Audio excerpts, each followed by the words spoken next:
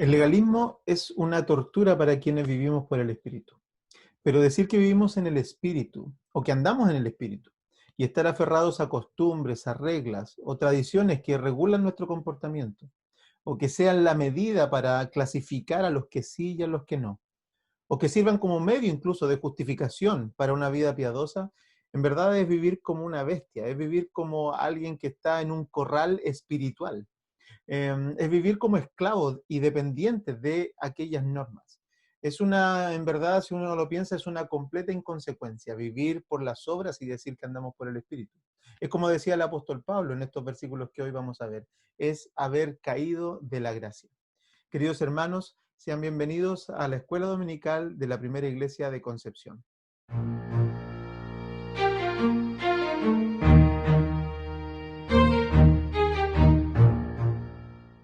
Queridos hermanos, tenemos enfrente nuestro hoy un tiempo hermoso. Estamos ya entrando al final de los capítulos de esta epístola del apóstol Pablo a los Gálatas y estamos teniendo un desafío tremendo en hacer la transición que el apóstol nos sugiere y que nos está enseñando para entender ahora el otro aspecto de la libertad y que tiene que ver con no malentender la libertad. Así que quiero invitarles a que leamos estos versículos, los primeros 6 versículos que vamos a leer de la epístola a los Gálatas para poder tener el contexto y luego ya comenzar con nuestro estudio. Lo primero entonces vamos a leer la palabra del Señor en la epístola del apóstol Pablo a los Gálatas del capítulo 5, de los versículos 1 al 6. Vamos a leer hasta el 7, perdón. Estad pues firmes en la libertad con que Cristo nos hizo libres, y no estéis otra vez sujetos al yugo de la esclavitud. He aquí, yo, Pablo, os digo que si os circuncidáis de nada os aprovechará Cristo. Y otra vez testifico a todo hombre que se circuncida que está obligado a guardar toda la ley. De Cristo os desligasteis los que por la ley os justificáis. De la gracia habéis caído. Pues nosotros por el Espíritu aguardamos por la fe la esperanza de la justicia. Porque en Cristo Jesús ni la circuncisión vale algo, ni la incircuncisión, sino la fe que obra por el amor. Vosotros corríais bien. ¿Quién os estorbó para no obedecer a la verdad? Que el Señor nos bendiga, que nos ayude el Señor y que nos permita en este tiempo tener esta oportunidad de estudiar la palabra. Lo que estamos viendo hoy día, vamos a empezar capítulo 5, ¿no es cierto? Y ya entrando al capítulo 6, y vamos a ver ahora el testimonio del apóstol Pablo de cómo hace la exhortación a nosotros, sus hijos, a que comprendamos que el que se esclaviza de alguna manera en las obras de la ley para justificar su salvación o para sentirse digamos, contento o estable o justificado en los términos que Pablo usa en la salvación, está cometiendo un grave error, porque la salvación y la libertad en Cristo Jesús no puede ser estorbada por ninguna obra humana. No puede ser estorbada porque si no, lo que sucede es que es mezclarla con hechos humanos y entonces es estropear la obra del Señor. Y el concepto del que Pablo nos va a hablar va a ser entonces el concepto de libertad. Y es verdad que cuando hablamos de libertad, hermanos, nosotros hablamos de la libertad, por supuesto, la libertad en el espíritu, la libertad que el Señor nos da, la libertad que nos muestra la Escritura. Y el mundo clama por libertad. La libertad hace tiempo, ¿no es cierto? Es un clamor en la sociedad también, donde hemos visto el clamor, ¿no es cierto?, por la libertad de los niños, los derechos humanos, los derechos del niño, pero también los derechos de la mujer, los derechos de la libertad sexual, los derechos de la libertad económica, los derechos de la libertad incluso de lo que hoy día he llamado esta atrocidad que tiene que ver con la libertad de la ideología de género. Es decir, el clamor de algunos hombres que buscan ser liberados o libertados de su género, como que si la biología nosotros pudiéramos liberarnos de la biología. En fin, no quiero entrar en esa discusión, pero lo que quiero decir es que hay un sinnúmero de clamores por la libertad, pero la libertad en la Biblia es la libertad de la esclavitud que incluso implica aquella esclavitud autoimpuesta por nosotros los hombres, es decir, de lo que nosotros mismos nos sentimos presionados cada día. Y eso es nada más y nada menos que la libertad del pecado. Es decir, los hombres no somos libres hasta que no somos liberados de la esclavitud de nuestra mala manera de vivir. Esa es la libertad que la Biblia muestra, esa es la libertad con la que la Biblia a nosotros nos enseña. Esto no es algo que solamente el apóstol Pablo estaba enseñando, sino que fíjense ustedes como en el contexto de esto, cuando Pedro está hablando en el concilio allí en Jerusalén, en Hechos 15, ¿cierto?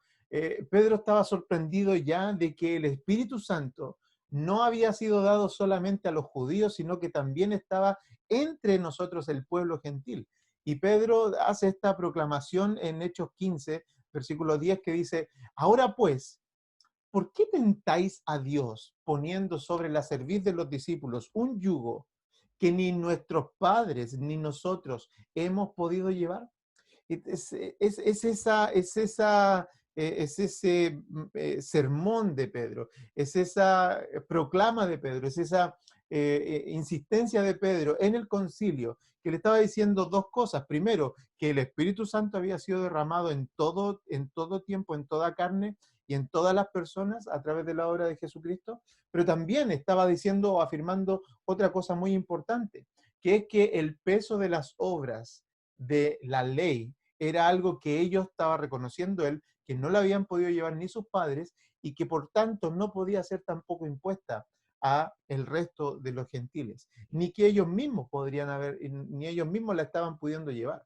Entonces, ¿qué quiero decir con esto? Es que para que podamos entender estos versículos, debemos entender de que si tú estás estudiando la Biblia, si estamos en este tiempo de escuela dominical provisto por el Señor, debemos entender que la teología, ni la doctrina, ni cualquier enseñanza basada en el Evangelio, cualquier enseñanza que esté basada en el Evangelio, en la libertad de Cristo, no puede separarse del ejercicio de una vida piadosa libre de las imposiciones de cualquier costumbre, de cualquier regla, de cualquier ritual, de cualquier cosa que regule externamente el comportamiento de los hombres y que nos haga sentir a nosotros justificados. Lo repito, cualquier enseñanza bíblica no puede ser separada de la exigencia, ¿no es cierto?, y del ejercicio de una vida práctica, de una vida piadosa práctica, ¿cierto?, que no esté arraigada en ninguna costumbre, en ninguna regla, en ningún ritual, en ninguna, digamos, regulación externa, ¿cierto? Que regule nuestro comportamiento de tal manera que los hombres digan, bueno, porque yo hago eso, me siento justificado. Soy cristiano porque hago tal y tal y tal y cosas. Soy cristiano porque voy a tal y tal y tales lugares. Soy cristiano por, ¿me entiendes? Es esa regla con la que mismo Pedro está hablando en el concilio, diciendo, nosotros no podemos llevar carga, aquí pasó algo que nosotros no sabemos explicar y que es el Espíritu Santo que ahora está guiando y dominando a las personas. Esto es una enseñanza que yo agradezco tanto al Señor porque recuerdo enseñanzas de mi pastor y él hacía una diferencia muy clara entre las disciplinas de la iglesia y entre la doctrina de la iglesia. Para nosotros entendemos bien este concepto porque nosotros le llamamos disciplina a todas aquellas cosas que forman parte de las costumbres, de las reglas, digamos, disposiciones administrativas de nuestra iglesia, que las entendemos, las respetamos y las valoramos, tienen su lugar. Pero otra cosa son las doctrinas, que son las enseñanzas. Y doctrina, hermano amado, no es más que todo lo que la Biblia enseña acerca de Dios. Eso es doctrina. Y si eso lo llevamos en un nivel un poco más abstracto, eso es teología. Cuando entendemos todo lo que Dios quiere decir, todo lo que Dios quiere que nosotros obedezcamos, todo lo que Dios quiere que sepamos de Él, eso es teología, el estudio de Dios. Pero a la vez es la doctrina, es la enseñanza que los apóstoles pidieron a los creyentes que ellos recordaran en lo cual debíamos perseverar y lo cual debía ser para nosotros la autoridad completa en una iglesia. Esto no es un invento de hombres, esto es Dios mismo haciendo el diseño de todo esto. Y podríamos hablar muchas cosas de eso. ¿Cómo es que la Biblia, por ejemplo, es autoridad? ¿Cómo es que la Biblia llega a ser la autoridad de la iglesia? Eso podría ser para otro tema, pero no, sin desviarnos, lo que quería decir simplemente es que debemos entender esa separación que lo hace la Biblia y también la hace, ¿no es cierto?, la hacemos nosotros y nuestros pastores nos han enseñado esto y lo tenemos claro en nuestra vida cristiana. Ahora, en términos de lo que Pablo está hablando, Pablo está haciendo esta diferencia entre estos dos mundos. Yo al principio de esta misma serie, ¿no es cierto? Cuando empezamos la epístola a los Gálatas, yo les mostré a ustedes una imagen, una colina con dos caídas, con dos valles, digamos, donde había encarcelamiento. Y decíamos que en la cúspide estaba precisamente la posición de la gracia, la posición de la gracia. Y hacia los dos lados estaban estos dos extremos de los que Pablo nos está ayudando a defendernos, del legalismo y también del libertinaje. En un comentario de Hendricks, en que estos días estuve mirando y leyendo, él lo explica con una figura similar, pero lo explica estas dos colinas, lo explica como dos cosas que están, como dos ríos, un río correntoso y un río pantanoso. El río correntoso lo describe él como el río del legalismo, el río de las reglas, de las normas, que quien cae en ese río es azotado por las normas y no es posible que esa persona sobreviva. Pero el otro río es un pantano sucio, asqueroso, cochino, con muchas cosas que hunde a las personas en el vicio y en libertinaje. De estas dos cosas son las que se trata la libertad. La libertad es la libertad de esos dos extremos. La libertad, Hendrickson explica que la libertad no es ocasión para el libertinaje, pero tampoco es ocasión para la restricción de la conducta a fin de salvar al hombre. Es decir, hay personas que dicen, yo quiero ser libre, quiero ser salvo de cualquier esclavitud y quiero darme a las pasiones, como por ejemplo, hoy día estamos teniendo el día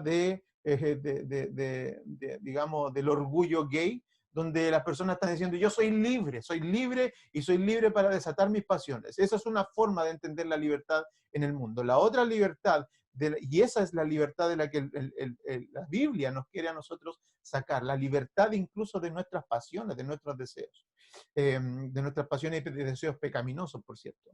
Pero la otra libertad es esa libertad del legalismo, de aquellos que quieren enarbolar una vida piadosa a partir de las cosas que hacen. Entonces, de esos dos extremos nos quiere liberar. Ahora, ¿cómo la Biblia nos ayuda la enseñanza del apóstol Pablo nos muestra a nosotros cómo poder estar? Porque esa es la introducción del capítulo 5. Hay una manera, y en la figura que yo les mostraba al principio, decíamos que estaba en la cúspide, una persona que estaba en la colina bien parado. Y es lo que dice el apóstol Pablo en el versículo 1, es decir, vamos a hacer esta pregunta, ¿cómo debemos estar en la fe? ¿Cómo debemos estar en la fe? En la fe debemos estar firmes. Porque Pablo lo dice, versículo 1 dice, estad pues firmes en la libertad con que Cristo nos hizo libres. Y no estéis otra vez sujetos al yugo de la esclavitud. Es decir, el término que Pablo usa cuando usa el término firmes es un término militar, es un término de inmutabilidad, de estar parado en un lugar y no movernos de ninguna manera movernos. Es continuar siendo, el sentido de la palabra es continuar siendo o continuar estando. Es una vez que estamos en esa posición, debemos continuar firmemente arraigados en el lugar. Es lo que la Escritura repite por muchas partes. Repite, por ejemplo, el Salmo 1. Ustedes se dan cuenta, el Salmo 1 es un llamado a esa firmeza. Es bienaventurado el varón, ¿no es cierto?, que no anduvo en consejo de malos, ni en camino de pecadores, ni en silla de escarnecedores asentados, sino que en la ley de Jehová está su delicia, y en ella medita, ¿cuándo? De día y de noche, continuamente. Empezó y está siempre ahí, está siempre ahí. Será como un árbol plantado junto a corrientes de agua, ¿no es cierto? Y ahí se producen las maravillas y las virtudes de la palabra del Señor, que dice que da su fruto a su tiempo y su hoja no cae y todo lo que hace prospera. Entonces, el primer llamado, ¿cómo debemos estar en la libertad? Debemos estar firmes. Una vez que hemos aprendido que los vicios del mundo no son nuestra libertad, pero también que hemos aprendido que las obras de la ley no son nuestra libertad, es que entonces podemos estar firmes en la libertad con que Cristo nos ha hecho libres. Y ahora entonces debemos explicar cuál es el hecho de que o cuál es esta libertad o cómo se expresa, porque esta libertad no se expresa simplemente como la libertad ahora que yo puedo hacer lo que yo quiera, sino que se expresa de una manera. Y la pregunta entonces que podemos hacernos es, ¿cómo debemos vivir esta libertad? Bueno, debemos vivir la libertad como Pablo la describe, siendo libres, siendo personas que ya no no estamos, digamos, dependientes de aquellas cosas para sentir o saber que estamos en la fe en Cristo Jesús. Ahora, yo le pregunto una cosa. Con esta ilustración quiero mostrar este asunto. Un preso que sale en libertad, ¿es libre? Algunos, y obviamente podríamos decir que sí, ¿no es cierto? Es libre. Pero piensen en lo siguiente, un preso que sale en libertad, que no ha regenerado su corazón, que no conoce al Señor, es un preso que sale en libertad y la mayoría de las veces nosotros vemos este sentido de reincidencia. ¿Por qué vemos reincidencia en alguien que es libre? Porque vemos reincidencia. Incluso no piensen en un preso, piensen en ustedes y piensen en alguien que ustedes conozcan, cómo es que continuamente nosotros estamos cayendo. Cómo es que continuamente nosotros no somos capaces de ser libres, ¿cierto? No solamente del pecado, pero también del legalismo. ¿Cómo es que no podemos ser libres de las costumbres? ¿Cómo es que no podemos sentir, por qué nos sentimos mal? ¿Cierto? Si de repente no estamos en el estándar. ¿Por qué nos sentimos mal, por ejemplo? O nosotros, por ejemplo, veríamos, miren, una prueba bien dura, ¿no es cierto? Podría ser. No la haremos, por supuesto, porque no tiene nada que ver con algo que quisiéramos estar nosotros forzando, pero si alguna vez algún predicador, ¿no es cierto?, en medio de una predicación del púlpito, se sacara la corbata, en nuestro contexto, alguien podría decir, o subiera sin corbata, ¿cierto? Podríamos decir, wow, ¿cierto? Pero en verdad lo que está pasando ahí es algo pecaminoso en sí. Es algo que en verdad pudiéramos nosotros decir que es algo que el Señor lo podría constituir como un pecado. De ninguna manera, eso lo hacemos por otras razones. Lo hacemos por la razón de la disciplina de nuestra iglesia, lo hacemos porque queremos dar una imagen correcta de Dios, lo hacemos por un sinfín de cosas que son absolutamente defendibles y por las cuales nosotros creemos y hacemos todo lo que hacemos. No estoy haciendo una apología a no andar con corbata o a no predicar con corbata, a pesar de que hoy día estoy así, pero es por el contexto en el que estamos. Si estuviera yo en mi púlpito, estaría en el púlpito que el Señor me ha dado para predicar, estaría con corbata, estaría como en la escuela dominical. Lo que quiero decir con esto es que como un preso que sale en libertad no es libre por la siguiente razón, porque sale libre físicamente, pero no lo es en cuanto a su ser. Un preso que sale en libertad todavía está preso ¿de qué? De las leyes. ¿Saben por qué?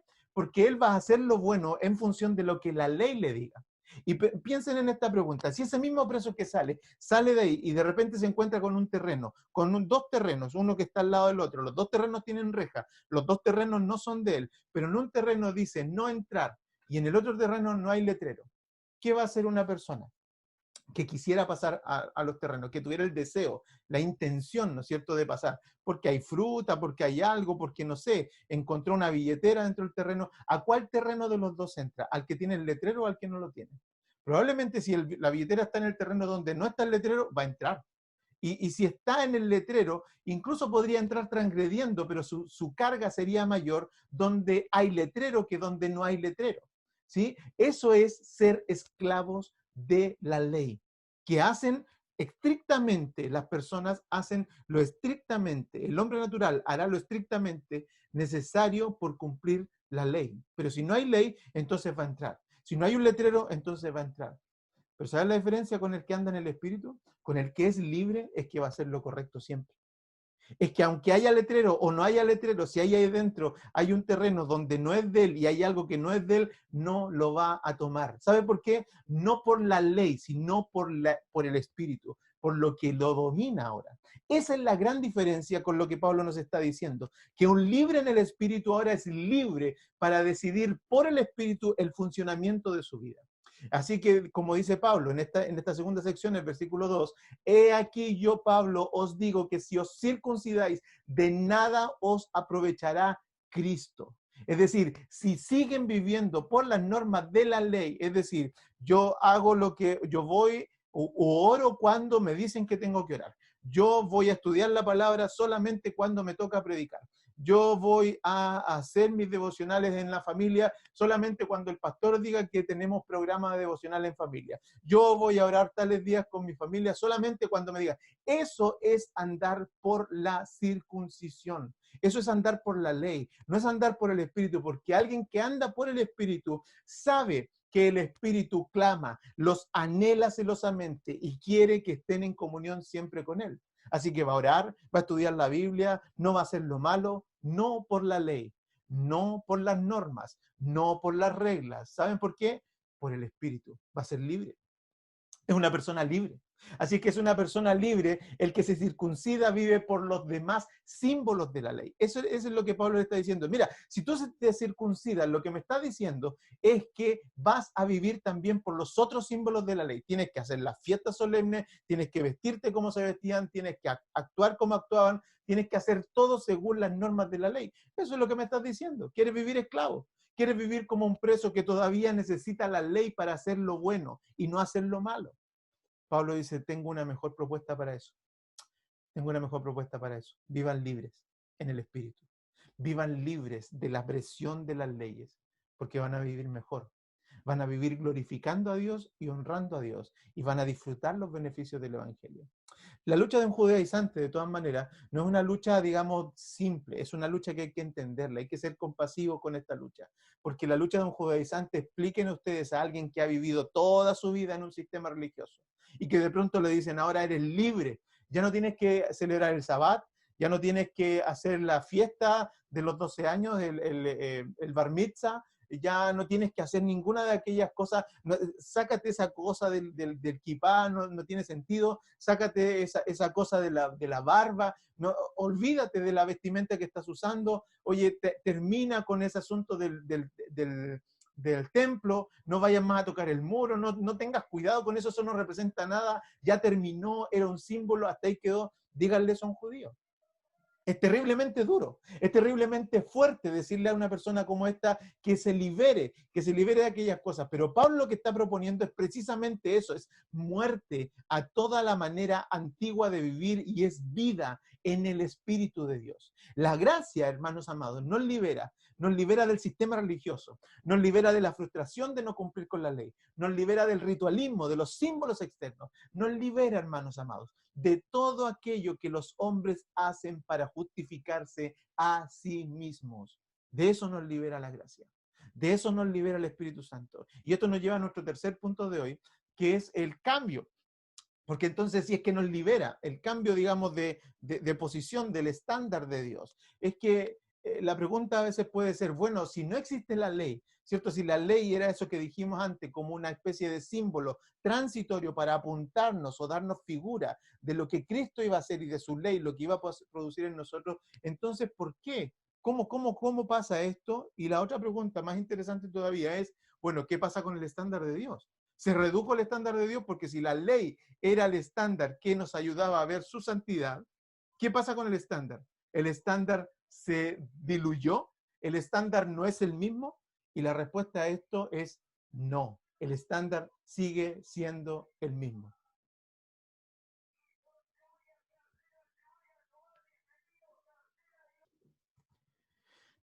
El versículo 5 dice de esta manera, pues nosotros por el Espíritu aguardamos por la fe la esperanza de la justicia.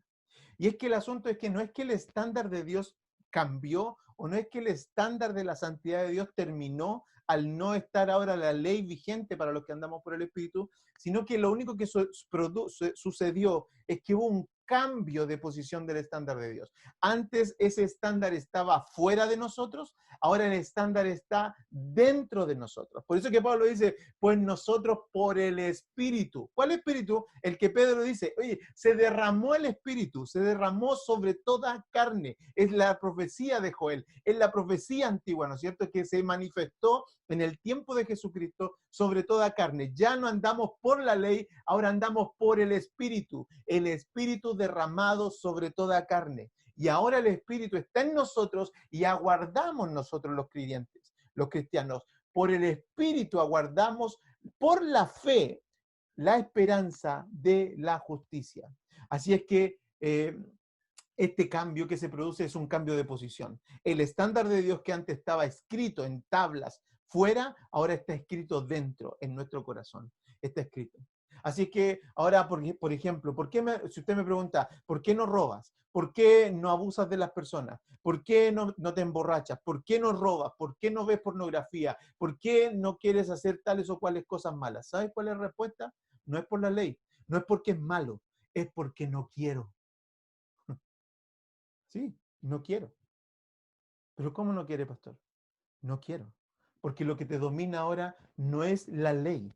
Lo que te domina ahora no es el externo. Lo que te domina ahora es el Espíritu. Y el Espíritu es santo. El Espíritu es amado por Dios. El Espíritu es Dios mismo. El Espíritu Santo dirige nuestras vidas. Y lo que Él quiere es lo que nosotros queremos. Lo que Él ama es lo que nosotros amamos. Y lo que Él aborrece es lo que nosotros aborrecemos. Así es que si Él ama la justicia, la verdad, el bien y la misericordia, lo que un creyente ama ahora es la justicia, el bien y la misericordia. Si lo que el Espíritu aborrece es el pecado, la maldad, la ira y la injusticia, entonces nosotros como creyentes odiamos esas mismas cosas, pues nosotros por el Espíritu aguardamos por la fe la esperanza de la justicia. Entonces así hacemos la conexión, entonces si decimos de que un creyente no puede aprender teología, no puede aprender doctrina sin que eso impacte profundamente su corazón y mueva su conducta hacia una vida piadosa real, evidente, visible, justa. Soy dominado por el Espíritu. Esto quiere decir, no que no peco, pecamos, pero ya no vivo por el pecado, ya no disfruto el pecado, ahora soy libre y la libertad que me ha dado el Señor se hace manifiesta en que ahora, hermano, tú puedes decir no, puedes decir no. Ahora puede decir no, ahora puede decir no quiero contaminarme, ahora puede decir no quiero vivir como el mundo, ahora puede decir no a todas esas cosas que antes no podías decir que no, no tenías fuerza para decir que no, no tenías habilidad para decir que no, no podíamos nosotros porque estábamos muertos en nuestros delitos y en nuestros pecados, pero ahora vivimos y ahora podemos ser libres del yugo de la esclavitud del pecado, del yugo de la esclavitud del legalismo y podemos decir no, no quiero hacer eso. Me resisto a justificarme en que soy un creyente que lleva 30 años de evangelio. Me resisto a justificarme en que soy un creyente que es oficial de la iglesia. Me resisto a justificarme en que oro 3 veces al día. Me resisto en justificarme que me conozco el himnario de memoria. Me resisto en justificar mi salvación y que Cristo tenga que aceptarme porque he servido en todos los lugares de la iglesia. Me resisto al legalismo de confiar en mis obras para que Dios me acepte en el cielo. Dios me va a aceptar por gracia. Dios me va a aceptar por la sangre de Jesucristo. Ahora vivo según Cristo. Y el versículo 6 nos va a decir lo siguiente.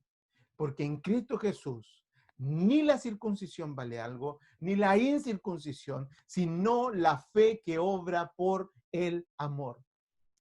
Así que no es cuestión de hacer o no hacer. No es cuestión de vivir de una manera o de vivir de otra. No es cuestión de corbata o no corbata. No es cuestión de religión o relación. No es cuestión de ninguna de esas cosas. Es cuestión de vivir por la fe y obrar por el amor. Esto es tan importante, hermanos, porque ahora lo que hacemos lo hacemos por amor, no lo hacemos por obligación. Cuando te llaman a servir, no lo haces por obligación, lo haces por amor. Cuando te llaman a estudiar la palabra, no lo haces por ser servil, por cumplir una tarea, sino lo haces porque amas al Señor. Ahora vivo según la fe que obra por el amor. Así que podemos concluir con algunas cosas que nos van a ayudar a entender esta lección, hermano. Y este principio, porque ahora vamos a saltar de lleno a lo que tiene que ver con el ataque a las obras de la carne. Pero antes podemos concluir la libertad como con lo siguiente. La libertad, solo en libertad cuando no participa el hombre. Esa es la libertad. Si tú eres libre, debes analizar la libertad con la que estás viviendo. Y si en algo de aquella libertad tienes participación, eso no es libertad. La libertad es libertad solo cuando no participa el hombre, sino que es Dios quien la provee, es Dios quien la ejecuta y es Dios quien la sostiene. No por obras, sino por la fe. Descansamos en la fe de Cristo Jesús. La libertad es en el Espíritu. Y esa libertad que es en el Espíritu es a su vez práctica. No hay libertad en el Espíritu sin que sea práctica. A esto me refiero, que la libertad interna debe ser expresada de manera externa. Soy libre internamente y eso debe ser también visible externamente. Ya no estoy anclado a, a la esclavitud, ¿no es cierto?, que me hace sentir libre por las cosas que yo hago.